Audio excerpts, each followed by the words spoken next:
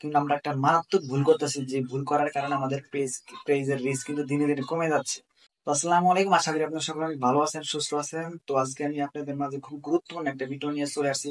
কারণ আমরা নতুন যারা কন্টেন্ট ক্রিয়েটর হিসেবে কাজ করতেছি, কিন্তু আমরা একটা মারাত্মক ভুল করতেছি, যে ভুল করার কারণে আমাদের পেজের রিচ কিন্তু দিনে দিনে কমে যাচ্ছে। আসলে কি সেই ভুলটা, যে ভুলের কারণে আমাদের পেজের রিচ দিনে দিনে কমে যাচ্ছে, এই ভুলটা যাতে নেক্সট টাইমে না করেন, সেই জন্য আপনাদের মাঝে এই ভিডিওটা নিয়ে আসছি। তো ভিডিওটা শুধু মনোযোগ সহকারে শুরু থেকে শেষ পর্যন্ত দেখবেন, স্কিপ করবেন না। স্কিপ করলে কিন্তু আপনি এই ভুলটা প্রতিনিয়ত করেই যাবেন। তো কি সেই ভুলটা? কারণ সেই ভুলটা হচ্ছে আপনার অটো প্লে। আসলে আমাদের নিজের ভিডিও যদি আমরা যদি প্লে করে দেখি, তাহলে আমাদের পেজের রিচ কিন্তু কমে যাবে। শুধু এই ফেসবুক পেজের ক্ষেত্রে না, এটা বিভিন্ন সোশ্যাল মিডিয়া হতে পারে, ইউটিউব হতে পারে, টিকটক, যেখানে যান না কেন, আপনি যদি নিজের ভিডিও নিজে প্লে করে দেখেন, তাহলে কিন্তু আপনার পেজের রিচ কিন্তু কমে যাবে। তো এই মারাত্মক ভুলটা যাতে না হয়, আর এই ভুলটা আমরা হয়তো অনেক সময় চাই না, তারপরও হয়ে যায়। সেটা কিভাবে? যেমন আমরা কমেন্টের রিপ্লাই যখন দিতে যাই, তখন কিন্তু আমাদের কিন্তু ভিডিওটা প্লে হয়ে যায়। তো যদি ভিডিও প্লে হয়ে যায়, তাহলে কিন্তু এটা কিন্তু স্প্যামের ভিতরে পড়ে যায়। তো তাহলে কিন্তু আমাদের পেজে কিন্তু রিস্ক কমে যাবে। তো এই ভুলটা যাতে না হয়, তো অটো প্লে বন্ধ করে রাখবেন কিভাবে, সেটাই আমি এখন আপনাকে দেখিয়ে দেবো স্ক্রিন শেয়ারে। সুন্দর করে দেখিয়ে দেবো, আপনারা সকলে মনোযোগ সহকারে স্ক্রিনের দিকে লক্ষ্য করুন।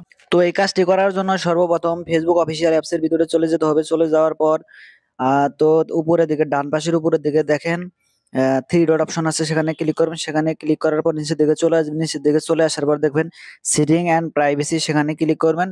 সেখানে ক্লিক করার পর তার পরবর্তীতে দেখবেন যে সেটিং অপশন আছে, সেই সেটিং অপশনে ক্লিক করবেন। সেটিং অপশনে ক্লিক করার পর নিচের দিকে চলে আসবেন।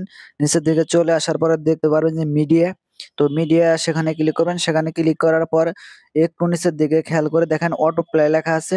অটো প্লের নিচে লেখা আছে one mobile data and wifi.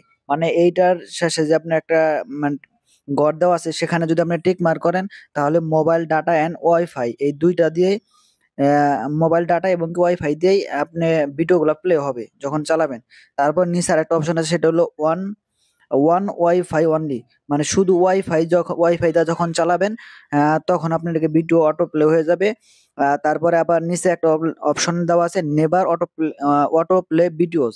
এইটি হলো মেন, মানে এইটাই আমাদের করে মানে টিক মার্ক করে দিতে হবে। আমি কিন্তু টিক মার্ক করে অলরেডি রেখেছি, নেভার অটো প্লে ভিডিওস। এটা যদি আপনি টিক মার্ক করে রাখেন, তাহলে আপনার নিজের ভিডিও কখনো অটো প্লে হবে না, আপনাকে প্লে করতে হবে। তো সেই জন্য এই সেটিংটা অন করে দিবেন। তো আশা করি আপনারা সকলে বুঝতে পেরেছেন। ভিডিওটা যদি একটু হলেও ভালো লেগে থাকে বা উপকৃত হয়ে থাকেন, তো এই ভিডিও থেকে যদি আপনি একটু হলেও উপকৃত হয়ে থাকেন, তাহলে অবশ্যই লাইক, কমেন্ট এবং কি শেয়ার করে দিবেন, যাতে অন্যরা দেখে আহ, এই ভুলটা যাতে আর না করে, এটা যাতে শিখতে পারে। তো সেজন্য সকলে একটু শেয়ার করে দেন। থ্যাংক ইউ সকল।